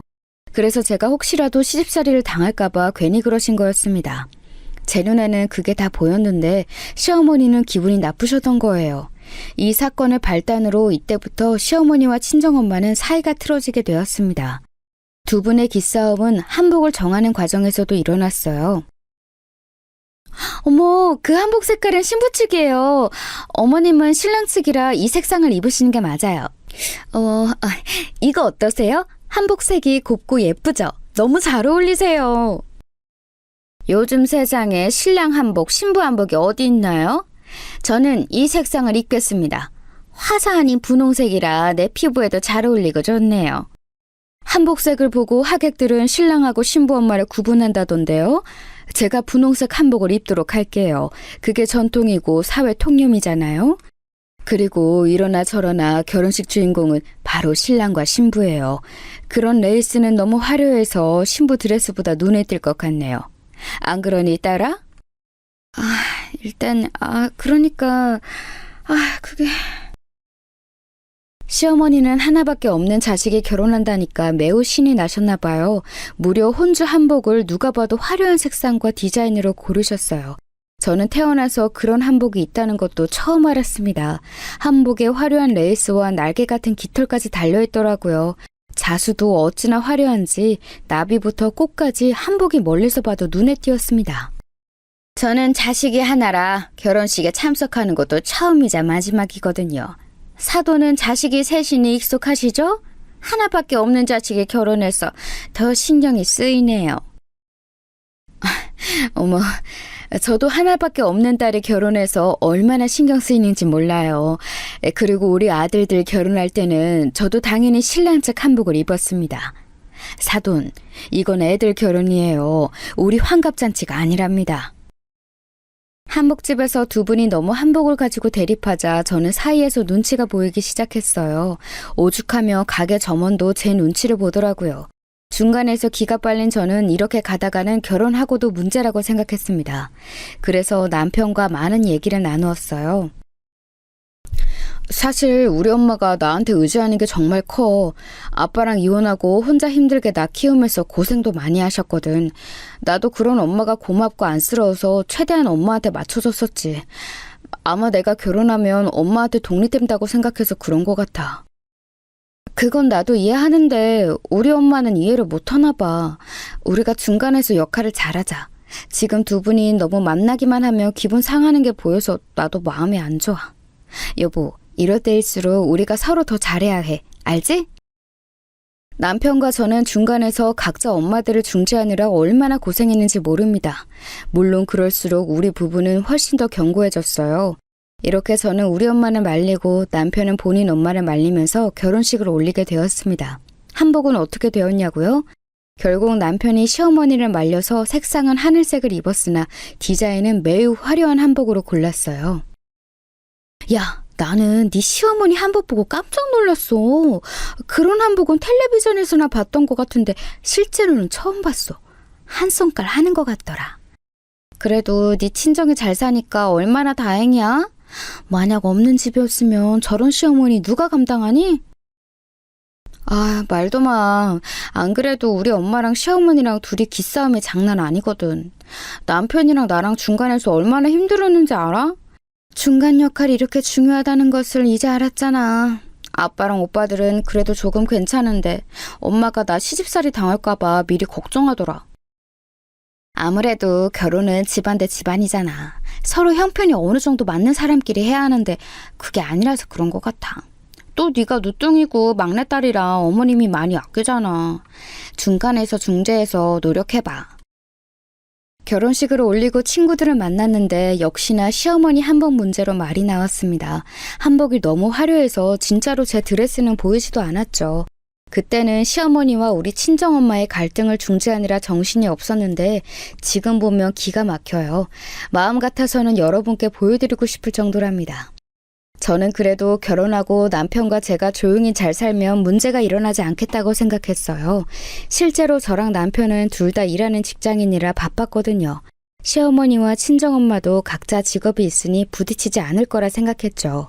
그런데 이것도 제 착각이었습니다. 오히려 갈등은 결혼하고 훨씬 심해졌어요. 남편과 저는 아이를 굉장히 빨리 가지고 싶어 했습니다. 둘 다 아이를 원하던 상황이었죠. 정말 다행히도 요즘 불임이 심하다던데 저는 신혼여행에서 아이가 생겼어요. 허니문 베이비로 임신해서 결혼과 동시에 태교를 시작하게 되었습니다. 지선아, 몸이 힘들면 엄마한테 언제든지 말해. 알겠지? 네가 어릴 때 몸이 안 좋아서 걱정된다. 엄마가 건강하고 튼튼해야 아기한테도 좋은 거야. 그러니까 몸 건강하게 관리를 잘해. 시어머니가 갑자기 찾아오고 그러는 거 아니지? 만약 그런 일이 발생하면 엄마한테 당장 전화해. 엄마가 결혼식 전에 시어머니랑 한판 했잖아. 그래서 확실히 시어머니가 집에 오기 전에는 말하고 오더라. 그런 거 생각하면 엄마한테 고마워. 나 시집살이 당할까봐 걱정하는 건 너무 고마운데 나는 괜찮아. 만약 무슨 일이 생기면 엄마한테 꼭 말할게. 엄마는 제가 임신하자 걱정을 더 심하게 하기 시작했어요. 그런 엄마가 고맙기도 하면서 한편으로는 그러니까 더 시어머니의 행동을 엄마한테 말하기 무섭더라고요. 워낙 문제를 일으키기 싫어하는 제 성격 때문이었죠. 그러다 사건이 하나 발생했는데 그건 제가 막달이었을 때 일어난 일이에요. 여보, 내가 너무 미안해. 그런데 저번 추석 때도 여보 몸이 안 좋아서 우리 고향에 못 갔잖아. 엄마가 너무 속상하다고 울면서 전화가 왔어. 나 혼자라도 간다고 했더니 며느리 얼굴을 까먹겠다고 난리라서 혹시 이번 주말에 가서 밥만 먹고 올 수 있어? 내가 막달이라 몸이 사실 많이 무거워. 그리고 우리 예정일도 진짜 얼마 안 남았잖아. 병원에서 최대한 병원 근처에서 있으라고 하더라고. 수술로 낫는 게 아니라서 조금 걱정이 되네. 나도 당신을 생각하면 내려가지 않는 것을 원해. 그런데 엄마가 너무 속상하다고 울고불고 난리가 아니셔. 가서 진짜 딱 밥만 먹고 바로 올라오자. 내가 저녁 먹으면 바로 올라가야 한다고 미리 말할게. 날짜가 너무 임박해서 걱정되긴 하는데. 알겠어. 그럼 딱 밥만 먹고 올라오는 거야? 알겠지? 임신하고 저는 다행히 입덧은 전혀 없었는데 문제는 태동이었어요. 배가 뭉치는 현상도 많이 발생했습니다. 하필 추석 때 배가 너무 뭉쳐서 저는 친정도 시댁도 방문하지 못했거든요. 그래도 친정은 같은 서울이라 부모님이 저를 보러 오셨지만 시어머니는 명절에 아들 부부를 볼 수 없었어요. 물론 나중에 시어머니가 올라오셔서 제가 맛있는 밥을 사드리긴 했었죠. 결혼과 동시에 생긴 아이라 신혼 때 양가에 잘 챙기지 못했던 것은 맞아요. 시어머니는 홀어머니라 더욱 외롭고 섭섭한 마음이 드셨을 거예요. 남편에게 전화해서 울며 보고 싶다고 계속 내려오라는 요구하셨대요. 그래서 저는 막달에 남편의 고향에 가서 출산 전에 시어머니를 보고 오게 되었습니다. 아유, 우리 아들 왔어? 우리 아들 결혼하고 엄마가 얼굴을 도통 못 봐서 너무 속상해. 아이, 그런데 왜 이렇게 마른 거야? 원래 결혼하면 행복하고 맛있는 거 많이 먹어서 살찐다고 하던데 이게 무슨 일이니? 며느리가 밥도 안 해주니? 에이, 아내가 지금 임신했잖아요. 내 밥은 내가 알아서 먹어야지. 엄마 집에 오면 이렇게 밥 먹을 수 있어서 좋아요. 지선아, 이리 와서 밥 먹어. 시어머니는 우리 부부가 찾아가자 그때부터 남편에게 지극정성으로 대하셨어요. 보고 있어도 보고 싶은지 연신 쓰다듬으셨죠. 그런데 이상하게 시댁에 도착하자 제 배가 또 뭉치기 시작했어요. 막달이고 예정일이 얼마 남지 않은 상태라 그런가 안색이 안 좋아지기 시작했죠. 태동도 매우 심해서 가만히 숨을 쉬는 것도 힘들더라고요. 밥은 당연히 넘어가지 않았고 음식 앞에 앉아있는 것도 곤욕이었습니다. 예, 너는 왜 이렇게 안 먹니? 내가 너희 온다고 이렇게 며칠 전부터 열심히 준비했는데 입에 안 맞아? 맛이 없는 건 아닐 텐데. 우리 아들은 잘만 먹잖아. 지금 태동도 심하고 막달이라 앉아있는 게 조금 힘들어서요. 어머님, 저는 신경 쓰지 마시고 아들하고 오붓하게 드세요. 맞아요, 엄마. 아내가 출산일도 얼마 안 남았어요. 열심히 준비한 음식은 내가 먹을 테니까 너무 마음 상해하지 말고 아들 먹는 거나 지켜보세요. 시어머니는 제가 음식에 손을 대지 않으니 기분이 언짢으셨나 봐요. 저도 마음 같아서는 먹는 신용이라도 하고 싶었는데 도저히 그럴 수가 없었어요. 그런데 밥을 다 먹고 시어머니가 갑자기 집안일을 하기 시작하셨어요. 남편은 올라가려고 했는데 시어머니가 오랜만에 아들이 왔다고 시키는 일이 참 많으셨습니다. 곤란해하는 남편을 보고 저는 괜찮다고 눈짓을 보냈죠. 예, 가서 청소기 가져와라. 아유, 우리 아들이 있으니까 이렇게 좋네. 내가 저거 고치고 싶었는데 혼자는 도저히 안 되겠더라고. 아들 고생했어. 아가, 청소기로 이것만 쓸어줘. 아들, 우린 이거 들고 거실로 가자. 그러다 시어머니가 남편을 시켜서 창문을 고치고 저한테는 청소기를 가져오라고 하셨어요. 밑에 떨어진 잔해를 청소기로 치워달라고 하셨죠. 그래서 이 정도는 괜찮아서 청소기를 가져가는데 콘센트에 연결해야 하는데 콘센트가 없더라고요. 콘센트를 찾느라 허리를 숙이는데 배가 너무 불러서 힘들더라고요. 이런 기본적인 집안일도 만삭이라 쉽지 않았습니다. 여보, 내가 할 테니까 가서 쉬어. 소파에 가서 앉아있어. 이건 내가 치울게. 아들, 여기 와서 이것도 해줄래? 아유, 이게 예전부터 말썽이었어. 아들! 시어머님이 계속 찾으시잖아. 가서 도와드려. 나는 괜찮아. 이 정도야 뭐 괜찮아. 남편이 만약 저를 도우려고 하거나 신경을 쓰면 시어머니는 자꾸 남편을 불렀어요. 그래서 혼자 겨우 콘센트를 찾아 청소기를 돌리고 그걸 거실로 가지고 가고 있었습니다. 그런데 청소기가 생각보다 무겁더라고요. 그래서 들고 가다 살짝 발을 삐어서 넘어지게 되었습니다. 그리고 그 순간 갑자기 진통이 시작되기 시작했어요. 여보, 내 배, 지금 갑자기 배가 아파. 예정일이 며칠 남았는데, 제가 쓰러져서 남편을 부르자 남편은 시어머니를 돕다 저에게 달려왔어요. 출산 날짜가 임박했던 날이라 이건 누가 봐도 진통이었습니다. 하지만 문제는 거기가 서울이 아니라는 점이었어요. 당장 아이가 나올 것 같은데 서울까지는 무려 2시간이 걸리는 거리였거든요. 엄마, 여기 주변에 응급실 없어? 산부인과는? 아니, 어떡하지? 여보, 괜찮아? 일단 우리 다니는 병원에 전화를 먼저 하자. 아니, 어떡하지? 미치겠다. 여보, 일단 정신 차려. 저는 정신이 없어서 계속 배를 부여잡고 있었어요. 시어머니는 본인은 주변 산부인과를 전혀 모른다고 말로만 어떡하냐고 저를 지켜보고 있었죠. 결국 저는 남편의 고향 옆에 큰 도시의 응급실에 가서 출산하게 되었습니다. 원래 다니던 병원이 아니라 긴장하기도 해서 더 서러운 마음이 들었어요. 친정 부모님도 남편의 연락을 받고 급하게 서울에서 내려오시게 되었습니다. 도대체 이게 무슨 일이야? 이렇게 출산 날짜가 일주일도 안 남았는데 시댁을 왜 가?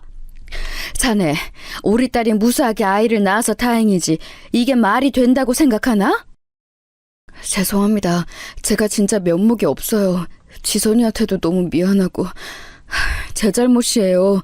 엄마가 우리 부부의 얼굴을 잘 못 봤다고 섭섭해하셔서. 우리도 같은 서울인데 지선이가 임신해서 얼마 못 봤잖아.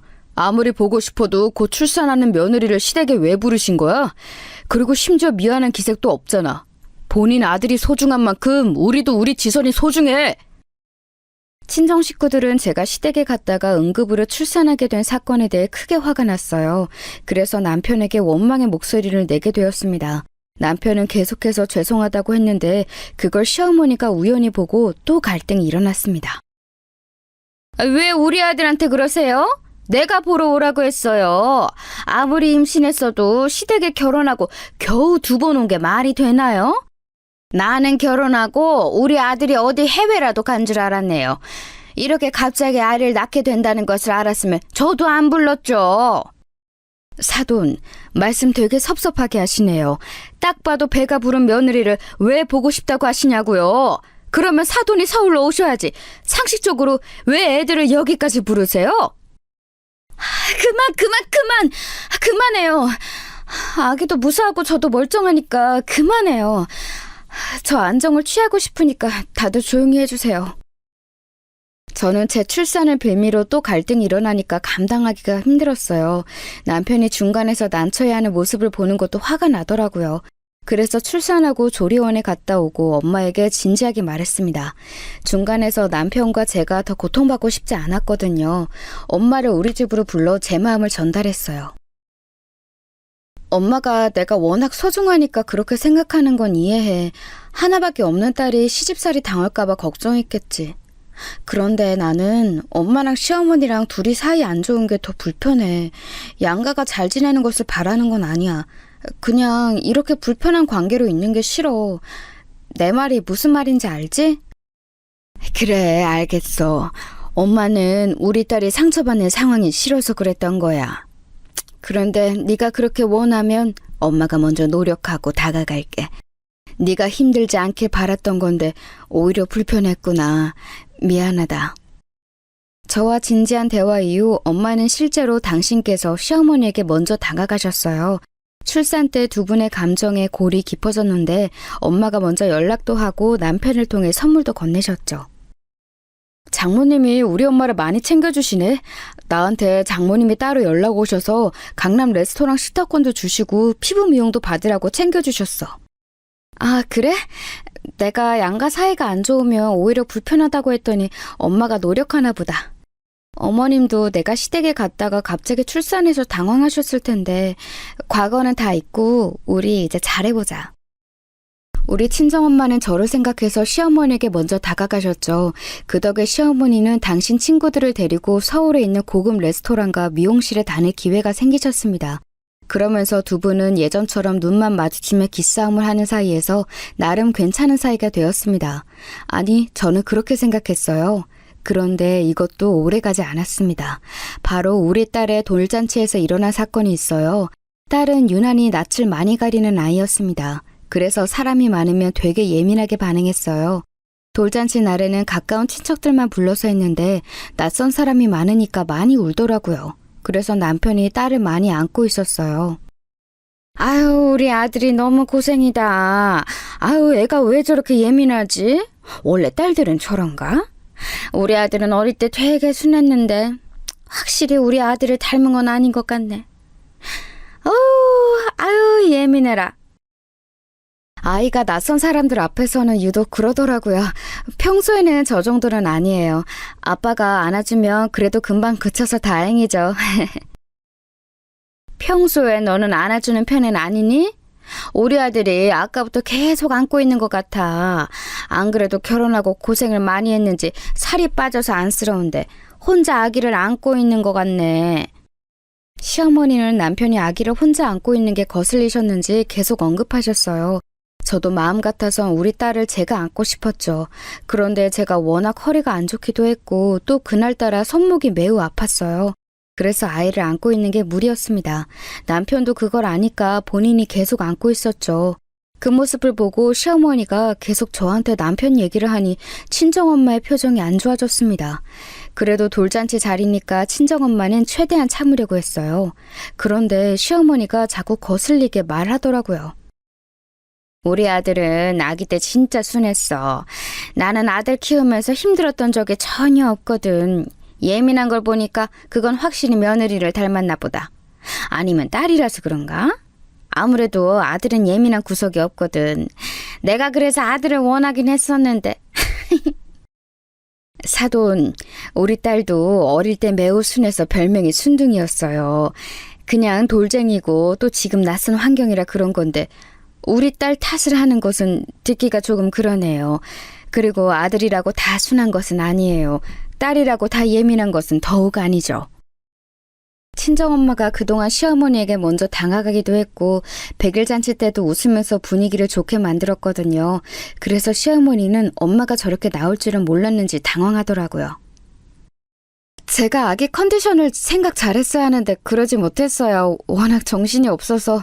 어른인 저도 힘든데 아기는 어떡했어요.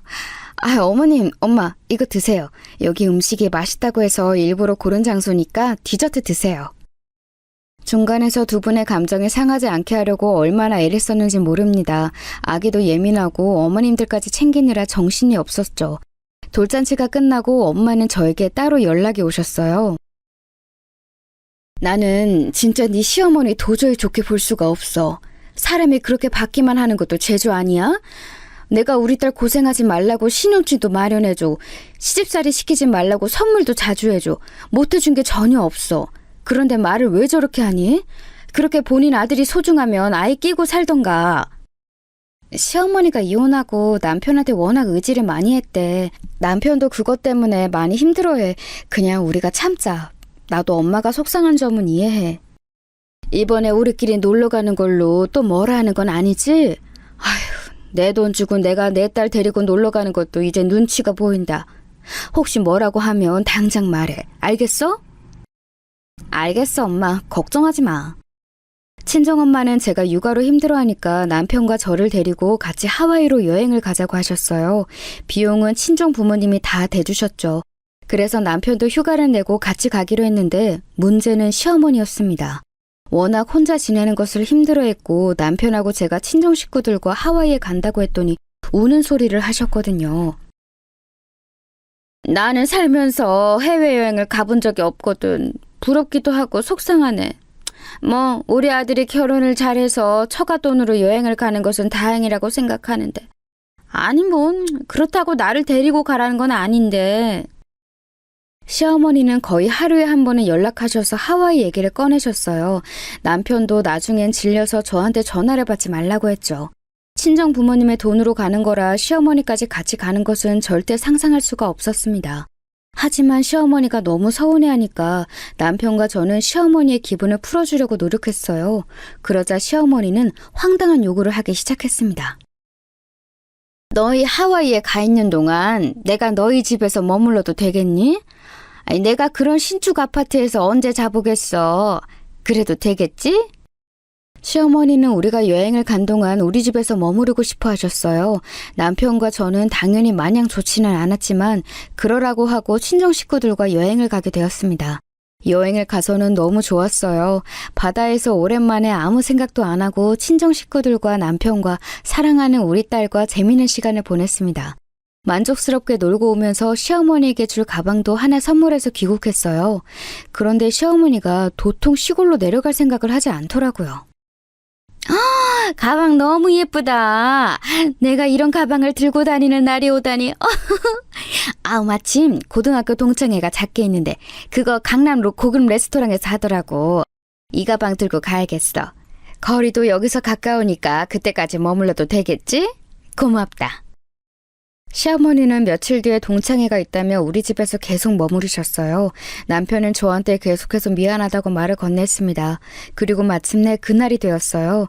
저는 친정엄마와 약속이 있어서 미리 나왔는데 저도 모르게 친정엄마에게 시어머니가 집에 있다는 사실을 털어놓았습니다. 뭐? 그게 사실이야? 아유, 기가 막혀.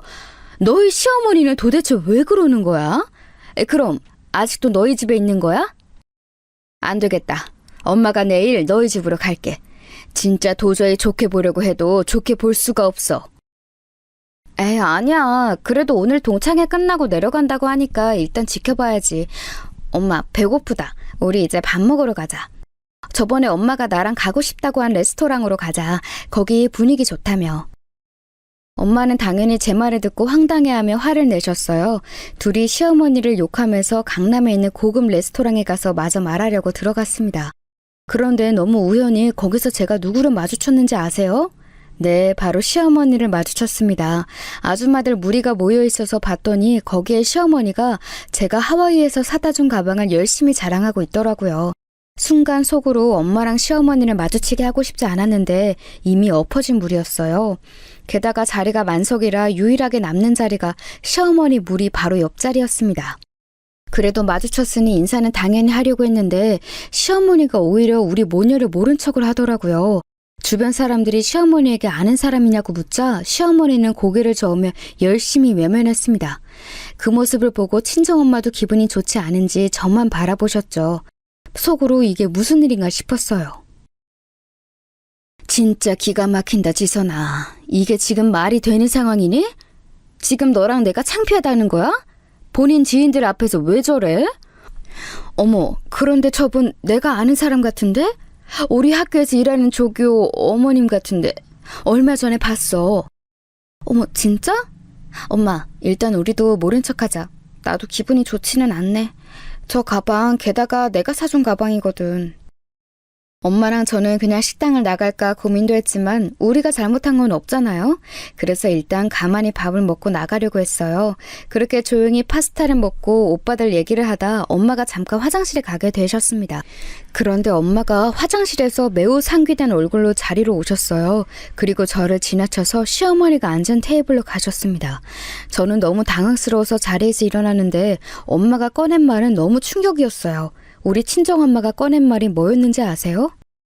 사돈 너무 하시네요. 제가 뭐라고요? 사돈 집에서 일한 파출부 아줌마라고요? 진심으로 꺼내신 말이세요? 친정엄마의 말에 너무 놀라 시어머니를 쳐다보았더니 얼굴이 새빨개졌더라고요. 지금 들고 있는 그 가방도 우리 딸이 사준 거 아닌가요? 사돈, 지금 내가 우리 딸 편하게 살라고 마련해둔 집에서 머무르고 있잖아요? 화장실 칸 안에서 들었는데 저한텐 뭐요? 우리 집에서 일한 파출부? 제가 민망할까봐 아는 척을 안 했다고요? 지인들은 우리 엄마가 그렇게 말하자 웅성대기 시작했어요. 시어머니는 괜히 눈을 피하다 저랑 눈이 마주쳤습니다. 어머님, 정말 우리 엄마를 파출부라고 소개하셨어요? 저는 어머님을 불편할까봐 일부러 아는 척 안 했는데 어떻게 그러세요? 그럴 거면 우리 엄마한테 받은 식사권, 미용실 회원권 등 다 내놓으세요. 이제까지 저도 참았는데 이제 더는 못 참아요. 그리고 언제 시골로 가실 거예요? 어머님이 그렇게 애지중지 아끼는 아들인 남편도 어머님 불편하대요. 어머, 이게 무슨 일이야. 아까 나한테 저쪽 테이블 모녀가 집에서 일하는 파출부랑 그 딸이라서 믿었더니 사돈하고 며느리였어? 어머, 아무리 그래도 이렇게 소개하면 어떡해?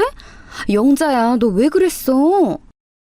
돈 없어서 자격지심으로 우리 집에 열등감 가지고 있었던 거는 알고 있었는데 진짜 구질구질하네요. 그리고 혹시 저기 따님이 대학교에서 조교로 일하고 있지 않나요? 네? 저요? 네, 맞아요. 어떻게 아셨어요? 우리 딸을 아세요? 알죠. 제가 그 따님 담당하는 교수고 지금도 같이 일하고 있거든요. 저는 남의 집에서 일하는 파출부가 아니고 대학에서 음악을 연구하고 가르치는 교수입니다. 만나서 반가워요. 어머, 안녕하세요. 아니, 어머, 참고로 저는 아까 아무 말도 안 했어요. 어머. 세상이 정말 좁다는 말이 이런 말인가 봐요. 알고 봤더니 시어머니의 지인이 엄마가 대학에서 같이 일하는 조교의 엄마였어요. 다른 전공은 몰라도 엄마는 음악 전공인데 여기서 교수의 존재감이 매우 크거든요. 그걸 당연히 알고 있으니 그 지인은 엄마 앞에서 거의 머리를 조아렸어요. 안녕하세요, 교수님. 그러고 보니까 저번에 딸 학교에 갔다가 본 것 같아요. 반갑습니다. 우리 딸이 교수님 칭찬을 그렇게 하더라고요. 국내에서 알아주는 교수님이잖아요. 만나서 영광입니다. 예, 영자 너는 무슨 이렇게 대단한 사돈을 파출부라고 하니? 웬일이야. 아니, 거짓말을 해도 이렇게 해? 사돈을 이렇게 소개하는 경우가 있어? 어머. 그리고 그러면 아까 말한 그 집도 아들 돈으로 너한테 준 집이 아니네? 참나. 내가 귀하게 키운 우리 딸 주려고 내 돈으로 마련한 집이에요. 그걸 본인 집이라고 했나요? 사돈, 적당히 하세요. 애초에 이래서 내가 거지 같은 집에 전문대 출신 사위를 드리는 걸 그렇게 반대한 건데. 아휴. 시어머니는 얼굴이 홍당무처럼 빨개지기 시작했어요. 망신도 그런 망신이 없었죠. 엄마는 저를 데리고 당당하게 식당에서 나오셨습니다. 마지막으로 시어머니를 향한 말은 바로 이거였어요. 사돈, 교수인 저는 이런 밥값 정도는 아무렇지도 않게 낼 수 있어요. 사돈은 장모님이 마련해준 아들 집에서 빌붙어 있으니까 무리죠? 우리 딸 집에서 오늘 당장 나가세요. 안 그러면 당신 아들 이혼남 됩니다. 제가 나서야 하는 상황이었는데 친정엄마가 너무 통쾌하게 반응해서 저는 뭐라 하지도 못했어요. 대신 집에 와서 남편에게 있었던 일을 모두 말했죠. 감히 우리 엄마를 파출부로 소개한 시어머니가 너무 미웠어요. 미안해. 진짜 우리 엄마지만 나도 이해할 수가 없어. 내가 대신 사과할게. 장모님한테도 당연히 따로 연락해서 정식으로 사과할게. 지선아, 미안해. 대신 앞으로 살면서 우리 엄마 더 안 봐도 돼. 진짜야. 남편은 본인이 대신 미안하다고 저에게 무릎 꿇고 싹싹 빌기 시작했습니다.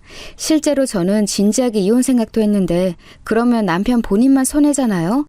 그래서 남편도 본인 엄마지만 너무 실망했다며 예전처럼 챙기는 모습은 보이지 않습니다. 그랬더니 시어머니는 저에게 연락이 왔어요. 내가 너무 미안하다. 아가 용서해 주렴. 그때 이후로 동창들이 내 연락을 받아주지 않아. 우리 아들도 마찬가지야. 사돈께 너무 죄송하다고 전해주겠니?